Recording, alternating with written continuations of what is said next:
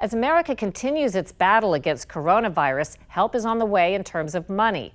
A $1 trillion economic relief plan is coming up, $100 billion in paid sick leave, and a law was just passed. And before that, Congress passed an emergency response bill. If you're wondering what took that measure from $2 billion to $8.3 billion in the blink of an eye, we did too. Here's what we found in it.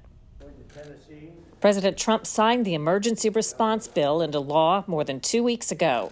So we're signing the $8.3 billion. I asked for $2.5, and I got $8.3, and I'll take it.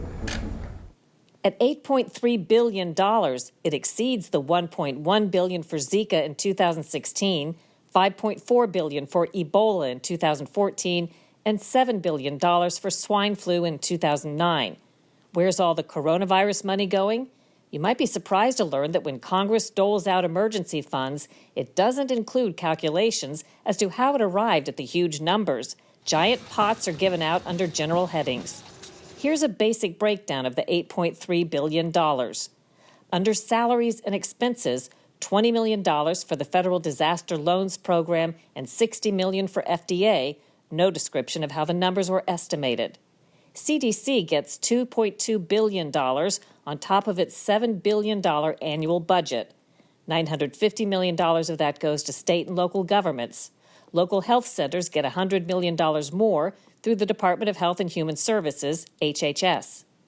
Lots of money is going into big pots of emergency funds. In all, $3.1 billion goes to the HHS Public Health and Social Services Emergency Fund for 4 years. $300 million of that for vaccines and medicine, including money to pharmaceutical companies that will own and sell any new products they develop. At least $200 million more goes to the State Department Foreign Operations Emergency Reserve Fund.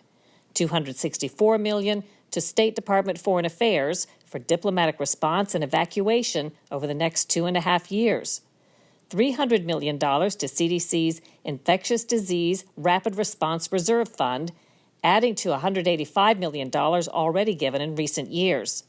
And separate from the much larger economic relief bill, there's $250 million for an economic support fund.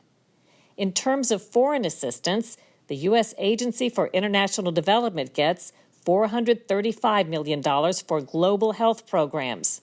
There's $300 million more for international disaster assistance, $300 million for global disease detection and emergency response under CDC, and $836 million more for the U.S. or global response under the National Institutes of Health.